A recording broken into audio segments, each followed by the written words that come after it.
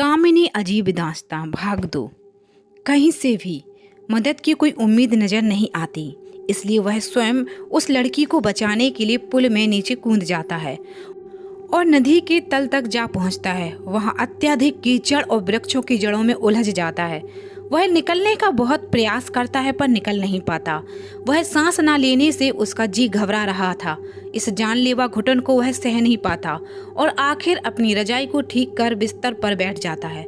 नींद खुलते ही उसे यह समझ आ जाता है कि ये एक डरावना सपना था, पर अभी उसके हृदय की बहुत तेज गति धीमी नहीं है। इसलिए वह लंबी लंबी सांसें लेकर अपने हृदय की गति को संतुलित करता है। फिर खिड़की की तरफ देखता है जो बंद है। तब उसके दरवाजे की ओर से स्टेशन मास्टर केदारनाथ की आवाज आती है, उठ जाइए आकाश बाबू, सुबह हो गई है। ठीक है सर, आता हूँ, आकाश ने जवाब दिया। फिर आकाश खिड़की खोलकर देखता है कि तो उसे ना तो पुल पर कोई नजर आता है और ना ही नदी में कोई हलचल नजर आती है। फिर आकाश अपने दैनिक कर्म कर स्टेशन कक्ष में अपनी कुर्सी पर बैठ जाता है। तभी वहां पर ट्रेन रुकती है। ट्रेन में से 2-4 बेहद खूबसूरत लड़की बाहर आती हैं और फिर कई लोग उतरते हैं। आकाश उनकी रहन सहन और भाव को समझ जाता है कि सभी फिल्म इंडस्ट्री से जुड़े हैं, जो शायद यहाँ फिल्म की शूटिंग करने आए हैं। उन लोगों में से लगभग 50 वर्षीय व्यक्ति आकाश से मुखार होकर कहता है कि good morning young boy, my name is Viraj Mukherjee, I am film director. मैं यहाँ अपनी फिल्म की शूटिंग करने आया हूँ, इसलिए यहाँ के स्टेशन मास्टर से मिलना चाहता हूँ। आकाश ने खिड़की के अंदर से कहा, आप रूम नंबर 5 में चले जाइए। Thank you young boy. कुछ देर बाद स्टेशन मास्टर आकाश के पास आता है। वह कहते हैं, आकाश, मुंबई से कुछ लोग शूटिंग के लिए यहाँ आए हैं। उन्होंने मुझे निवेदन किया है कि वह हमारे स्टेशन पर शूटिंग करना चाहते हैं।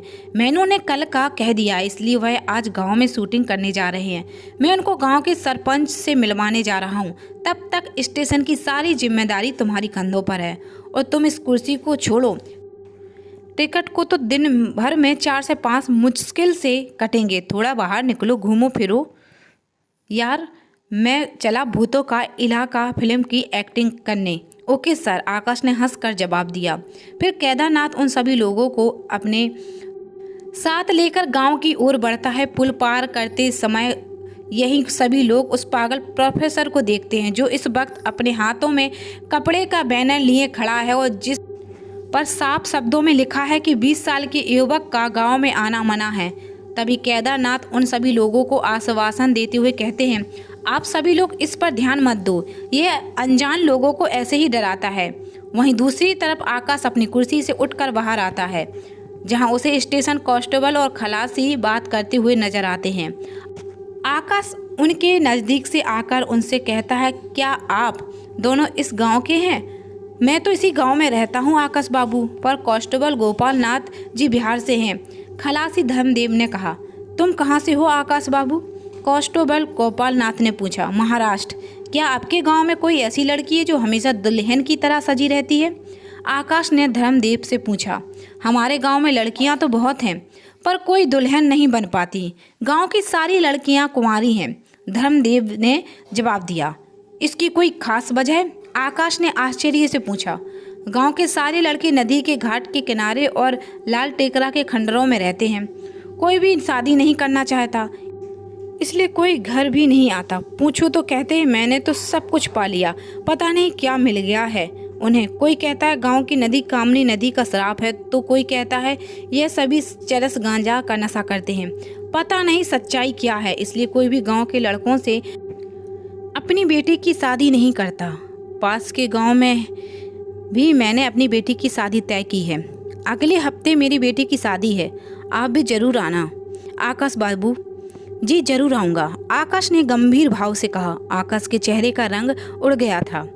उसके मन में सवाल आता है कि आखिर ऐसा क्यों हो रहा है। इस पहेली का उत्तर उसे आकर्षित करता है और उसके कदम खुद उससे फिर उसी पुल के सामने ले जाते हैं। इस वक्त तो पुल पर कोई नहीं है, इसलिए आकाश आज पुल पर सच्चाई के समय पहुंचने के लिए पुल पार करता है, जहां उसे पागल प्रोफेसर का एक छोटा सा झोपड़ा दिखाई देता है, पर वहां इस वक्त कोई नहीं है। आकाश को अपने चारों ओर अजीब खुशी महसूस हो रहा था। उसे लग रहा था कि कोई है। तभी आकाश पेड़ के पास एक आम का फल देख गिरता है और आकाश उठा लेता है। तभी एक मनमोहक आवाज आकाश के कानों में पड़ती है, मेहनत करें हम और आम के मजे लो तुम। यह तो बड़ी गलत बात है। आसपास इधर उधर देखता है पर उसे कोई नज़र नहीं आता। तभी आकाश को फिर आवाज़ सुनाई देती है, इधर उधर क्या देख रहे हो बाबू, पेड़ के ऊपर देखो। आकाश पेड़ पर देखता है तो उसे वही लड़की दिखाई देती है जो कल उसे पुल पर मिली थी और उसने उसका भयानक सपना भी देखा था। पर आज वह दुल्हन की तरह नहीं सजी। आज वह लड़की सादे सूट में है। वह तुम हो। आज शादी वाले कपड़े क्यों नहीं पहने? दुल्हन बनने का शौक खत्म हो गया है तुम्हारा? आकाश आम चूसते हुए कहा। हाँ, मैंने अब उसका इंतजार करना छोड़ दिया है। आम की डाली टूट जाती है जिस पर वह लड़की बैठी थी और सीधे आकाश पर गिरती है। पर आकाश को यह दुर्घटना बड़ी अच्छी लगती है और उसके स्पर्श से होते ही उसे ऐसा अनुभव होता है जैसे सब कुछ मिल गया हो। स्पर्श का हर रोमांस उसे भीतर तक आनंदित कर देता है। आकाश को लगता है इस पल से सुख और कोई भाव नहीं है। शायद इसलिए उसे ना तो गिरने की कोई पीड़ा है और ना ही अपने शरीर पर पड़े उस लड़की के भार से कोई तकलीफ। जैसे उसने अपना सब कुछ इन पलों को समर्पित कर दिया। जल्दी उठो और भागो यहाँ से। यह फल उस पागल प्रोफेसर के हैं। अगर उसने हमें यहाँ पर आम ले जाते हुए देख लिया तो पत्थर से हमारा सर फोड़ देगा, लड़की ने कहा। फिर आकाश संभलता है। वह लड़की आम के सारे फलों को अपनी टोकरी में रखती है और उसे अपनी लहराती कमर पर रख लेती है। उसके पीछे पीछे आकाश भी चल देता है। कुछ दूर चलने के बाद नदी के तट पर वह लड़की अपनी आम की टोकरी रख कर बैठ जाती है। उसके बाद आकाश भी बैठ जाता है। 5 पल चुपचाप बैठने के बाद दोनों एक साथ हंसने लगते हैं। तुम्हें चोट तो नहीं लगी बाबूजी? बहुत जोर से लगी है, आकाश ने कहा। कहाँ लगी है बताओ? आकाश ने इस लड़की का हाथ अपने हाथ में लेकर अपने सीने पर रखता है और कहता है, यहाँ लगी। मुझे लगता है आप अपना दिल हार गए हैं बाबू, लड़की ने इतराते हुए कहा। हार गया? आकाश ने उसकी आंखों में देखते हुए कहा।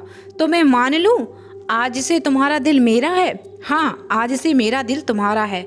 तो मैं तुम्हारा दिल निकाल कर खा जाऊं? लड़की ने शैतानी भाव से कहा। हाँ, खा जाओ, आकाश ने समर्पण भाव से कहा। तभी वह लड़की आकाश का हाथ अपने हाथ में लेकर कहती है, तुम्हारा दिल सच्चा है इसलिए नहीं खा सकती। अगर झूठा होता तो इस आम की तरह उसे भी खा जाती। आई लव यू, आकाश ने कहा। यह क्या होता है? लड़की ने कहा। मैं तुमसे प्रेम करने लगा हूँ। क्या तुम मुझसे शादी करोगी?